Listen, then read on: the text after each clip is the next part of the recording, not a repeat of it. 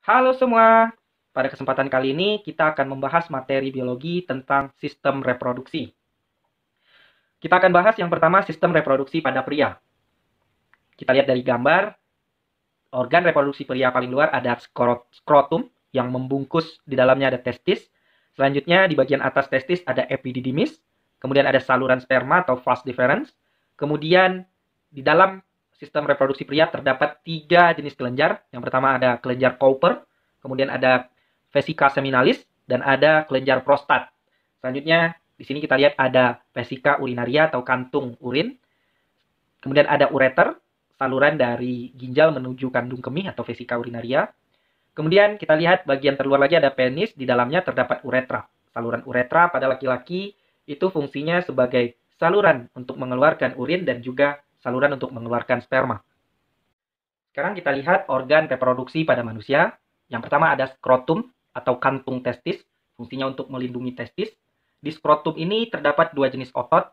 Satu ada otot dartos yang berfungsi untuk kontraksi saat suhu dingin. Jadi yang akan membuat testis naik ke bagian atas tubuh supaya sperma tetap bisa diproduksi di bagian testis. Yang kedua ada otot kremaster. Ini adalah mengatur suhu testis agar lebih rendah dari suhu tubuh, agar di testis tetap terjadi pembentukan sperma atau spermatogenesis. Yang kedua, organ reproduksi pada pria ada testis. Testis ini fungsinya penghasil hormon testosteron dan juga tempat spermatogenesis. Bagian-bagian yang terdapat dalam testis, yang pertama ada tubulus seminiferus. Disinilah tempat terjadinya spermatogenesis atau pembentukan sperma. Yang kedua ada sel Sertoli yang berfungsi untuk memberi nutrisi pada sperma.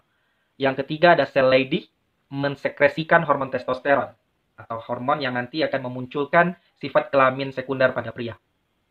Organ reproduksi pria yang ketiga ada saluran reproduksi. Terdiri dari yang pertama saluran epididymis, yaitu tempat pematangan sperma.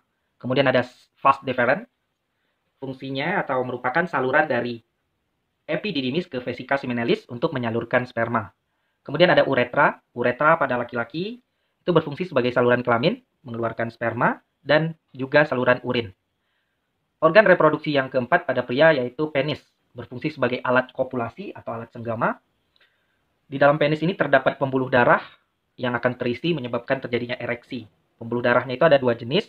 Satu ada corpus cavernosum, jumlahnya 2 buah. Kemudian ada corpus spongiosum, jumlahnya 1 buah. Organ reproduksi pada pria yang kelima yaitu kelenjar aksesori. Kelenjar aksesori ini berfungsi untuk menghasilkan semen atau cairan sperma. Cairan sperma ini bersifat basah. Ada 3 jenis kelenjar aksesori. Yang pertama ada vesica seminalis atau kantung semen, tempat penyimpanan sementara sperma, dan juga menghasilkan cairan kental bening untuk memberikan nutrisi pada sperma. Kemudian ada kelenjar prostat. Ini kelenjar yang akan menghasilkan cairan putih susu bersifat basah yang berfungsi untuk menetralkan keasaman yang ada di vagina. Yang ketiga ada kelenjar Cowper atau bulboretral. Kelenjar ini berfungsi untuk menghasilkan cairan bening sebagai pelumas. Selanjutnya kita akan lihat hormon-hormon reproduksi pada pria. Yang pertama ada hormon testikular. Hormon testikular ini adalah hormon yang dihasilkan oleh bagian testis. Yang pertama, hormon testikular itu ada hormon testosteron. Fungsinya saat janin itu menstimulasi penurunan testis ke skrotum. Pada saat pubertas, itu akan memunculkan ciri kelamin sekunder pada pria. Ciri kelamin sekunder ini misalnya tumbuhnya kumis dan jenggot, kemudian menonjolnya jakun, dan suara menjadi berat. Hormon testikular yang kedua ada estrogen. Ini hormon juga terdapat pada pria selain di wanita. Fungsinya mengontrol kesehatan sperma. Kemudian ada hormon progesteron. Ini juga terdapat pada pria, tapi jumlahnya sedikit dibandingkan dengan di wanita. Fungsinya berperan dalam pematangan sperma. Hormon reproduksi pada pria yang kedua ada hormon hipofisis, artinya hormon yang dihasilkan oleh bagian hipofisis atau pituitari yang ada di otak. Hormon hipofisis ini yang pertama ada FSH, follicle stimulating hormone. Hormon ini terdapat pada wanita dan juga pria. Kalau pada pria, berfungsi untuk menstimulasi produksi sperma atau proses spermatogenesis. Yang kedua, hormon hipofisisnya ada LH, luteinizing hormone, atau ICSH, interstitial cell stimulating hormone. Fungsinya menstimulasi sel Leydig yang ada di dalam testis untuk menghasilkan hormon testosteron. Kemudian hormon reproduksi yang ketiga ada hormon hipotalamus. atau hormon yang dihasilkan oleh bagian hipotalamus yang ada di otak. Hormon yang dihasilkan oleh hipotalamus ini ada GnRH atau gonadotropin releasing hormone. Fungsinya untuk merangsang pengeluaran FSH dan LH oleh kelenjar hipofisis atau kelenjar pituitari. Sekarang kita bahas spermatogenesis atau proses pembentukan sperma yang terjadi di dalam testis, khususnya di bagian tubulus seminiferus. Kita akan lihat yang pertama struktur dari sperma dulu. Bagian sperma itu terdiri dari 3 bagian utama, ada kepala, leher, dan ekor. Di bagian kepala terdapat akrosom yang berfungsi nanti untuk menembus lapisan ovum. Kemudian ada nukleus untuk mengatur seluruh aktivitas sel sperma. Kemudian di bagian leher terdapat sentriol untuk pembelahan sel. Selanjutnya di bagian ekor terdapat mitokondria.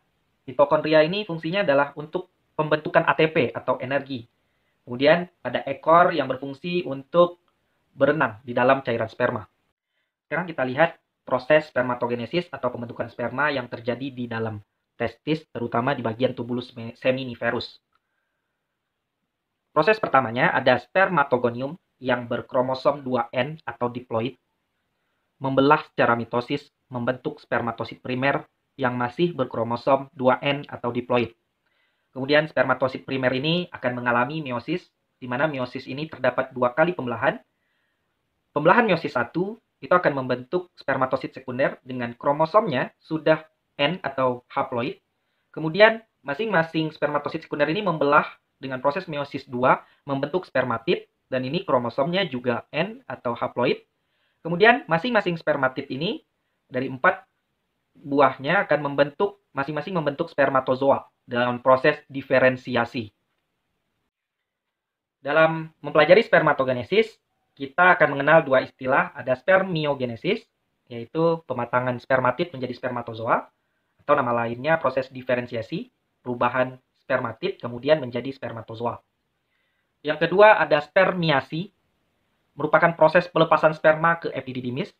Selanjutnya di epididymis ini sperma akan dimatangkan, kemudian disalurkan ke vesika seminalis atau kantung sperma melalui vas deferens. Halo semua, pada kesempatan kali ini kita akan membahas sistem reproduksi pada wanita.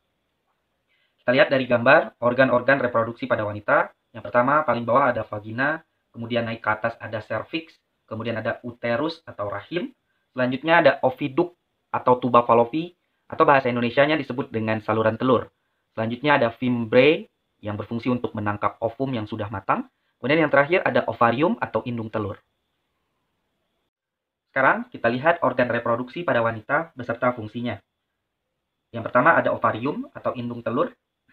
Ini berfungsi sebagai tempat oogenesis atau proses pembentukan ovum. Kemudian juga ovarium sebagai tempat penghasil estrogen dan progesteron. Yang kedua ada tuba fallopi atau oviduk atau saluran telur. Ini merupakan tempat fertilisasi, yaitu peleburan antara sperma dengan ovum, kemudian terbentuk zigot. Yang ketiga ada fimbriae atau infundibulum, letaknya di pangkal oviduk atau tuba fallopi. Fungsinya penangkap ovum yang dilepas oleh ovarium pada saat ovulasi.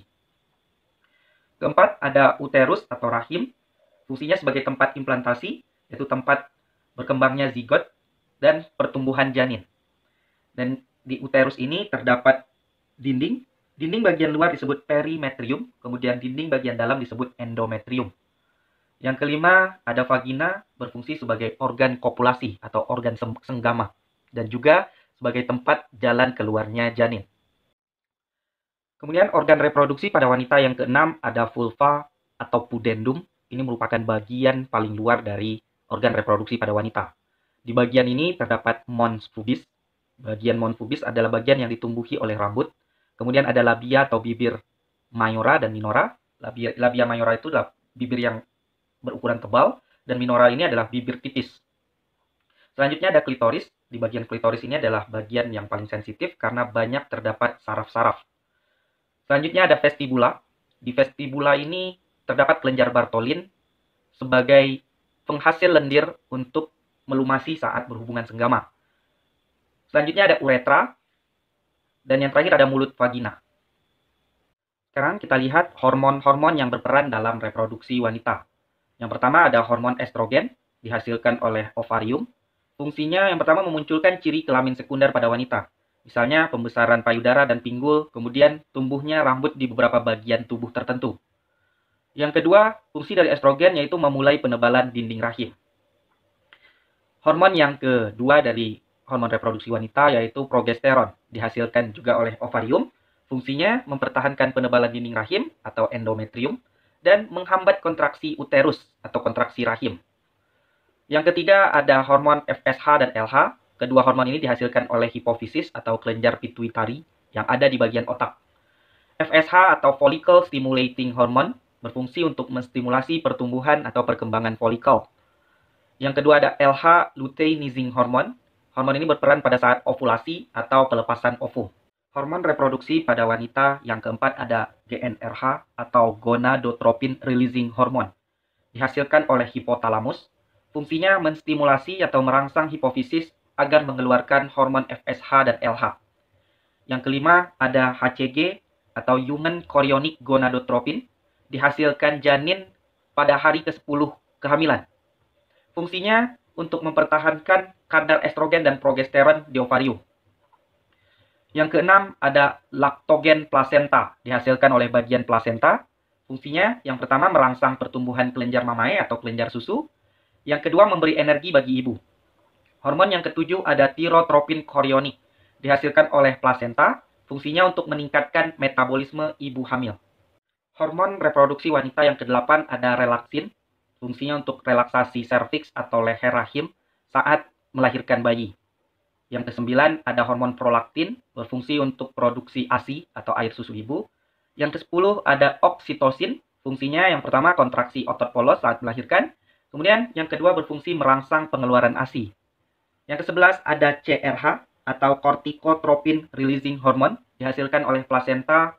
Fungsinya untuk memproduksi estrogen plasenta dan perubahan paru-paru janin untuk menghirup udara.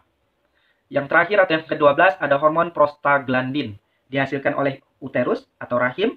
Fungsinya yaitu robeknya folikel pada saat ovulasi dan kontraksi uterus saat melahirkan bayi. Sekarang kita akan bahas proses oogenesis atau proses terbentuknya ovum. Ini terjadi di bagian ovarium atau indung telur. Pertama-tama, oogonium atau induk dari ovum itu membelah secara mitosis membentuk oosit primer. Oogonium dan oosit primer ini memiliki kromosom 2N atau diploid. Selanjutnya oosit primer ini membelah melalui proses meiosis 1 membentuk oosit sekunder dan badan polar 1. Oosit sekunder dan badan polar 1 ini berkromosom N atau haploid. Kemudian badan polar 1 serta oosit sekunder mengalami pembelahan meiosis kedua.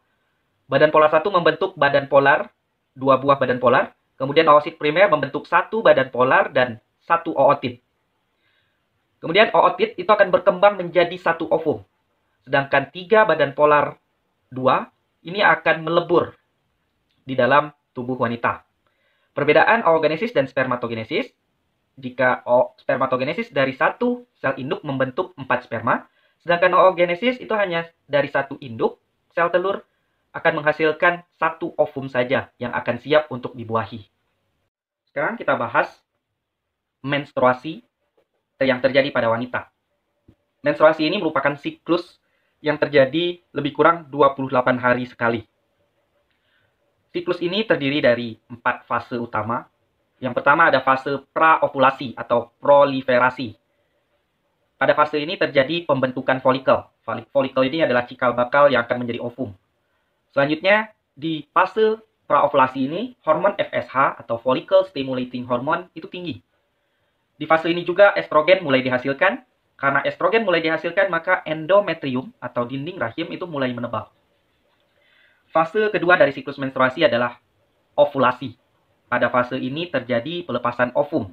Dan kadar hormon LH atau luteinizing hormone itu tinggi. Kemudian, hormon progesteron mulai dihasilkan oleh ovarium. Siklus menstruasi yang ketiga ada fase pasca ovulasi. Di fase ini, kadar LH mulai menurun. Kemudian, corpus luteum, ini adalah perubahan folikel yang kemudian berubah menjadi corpus luteum. Ini berubah lagi menjadi corpus albicans. Pada fase ini juga, hormon progesteron mulai menurun. Fase keempat dari siklus menstruasi yaitu fase menstruasinya sendiri. Di fase ini, kadar hormon estrogen dan progesteron menurun dan menyebabkan endometrium atau dinding rahim mulai luruh. Kemudian yang keempat, hormon FSH mulai naik lagi untuk menstimulasi perkembangan folikel. Kemudian fase ini balik lagi ke fase pertama, yaitu fase praovulasi. Halo semua, pada kesempatan kali ini kita akan membahas sistem reproduksi pada manusia, yaitu tentang fertilisasi atau pembuahan. Fertilisasi itu tempatnya di oviduk atau tuba Fallopi, atau bahasa Indonesianya saluran telur. Pada proses ini terjadi peleburan antara sperma dengan ovum, membentuk zigot. Pada saat fertilisasi, akrosom pada sperma itu akan melepas enzim hidrolitik yang menembus corona radiata dan zona pellucida dari ovum. Selanjutnya, ada proses gestasi atau kehamilan. Pada proses gestasi atau kehamilan ini merupakan proses perkembangan embrio menjadi janin. Tempat gestasi itu di uterus atau rahim. Urutan dari pembentukan embrio menjadi janin, pertama ada zigot, kemudian morula, blastula, gastrula, diferensiasi, dan organogenesis. Sekarang kita lihat struktur yang ada pada janin. Pertama ada chorion, yaitu membran terluar yang melindungi janin. Kemudian di bawahnya ada amnion. Di amnion ini berisi cairan amnion atau air ketuban. Fungsinya untuk melindungi janin dari guncangan. Yang ketiga ada allantois atau tali pusar yang berfungsi sebagai penghubung janin dengan plasenta. Selanjutnya, pada sistem reproduksi akan ada proses partus atau persalinan. Hormon yang berperan dalam persalinan ini yang pertama ada relaksin, kemudian ada hormon estrogen, selanjutnya ada oksitosin, kemudian ada prostaglandin, kemudian ada CRH atau corticotropin releasing hormone. Tahap pada persalinan yang pertama dilatasi serviks atau dikenal dengan istilah pembukaan, kedua keluarnya bayi, dan ketiga keluarnya plasenta. Selanjutnya kita akan bahas bagaimana terjadinya proses bayi kembar. Bayi kembar ini ada dua jenis, satu kembar fraternal atau dizigotik, atau kita kenal dengan kembar non-identik. Ini merupakan zigot berasal dari dua sel telur dan dari dua sperma yang berbeda. Biasanya bersifat genetik, artinya menurun dari keturunan sebelumnya. Yang kedua ada kembar identik atau monozigotik. Ini bayi yang berasal dari satu zigot, kemudian membelah menjadi dua atau lebih embrio. Zigot ini biasanya berasal dari satu sperma dan satu ovum yang sama. Proses selanjutnya yaitu ada laktasi atau menyusui. Dalam menyusui ini terdapat beberapa manfaat ASI atau air susu ibu. Manfaat yang pertama, ASI itu mudah dicerna oleh bayi. Kemudian yang kedua, ASI mengandung kolostrum yang berfungsi sebagai imunitas atau daya tahan tubuh untuk bayi. Kemudian ketiga, ASI bermanfaat untuk meningkatkan kecerdasan bayi. Sekarang kita lihat metode kontrasepsi atau metode pencegahan kehamilan. Yang pertama ada kontrasepsi secara alami, yaitu sistem kalender, di mana tidak melakukan hubungan seks di masa subur. Masa subur seseorang itu biasanya terjadi pada hari pertengahan dari siklus menstruasi.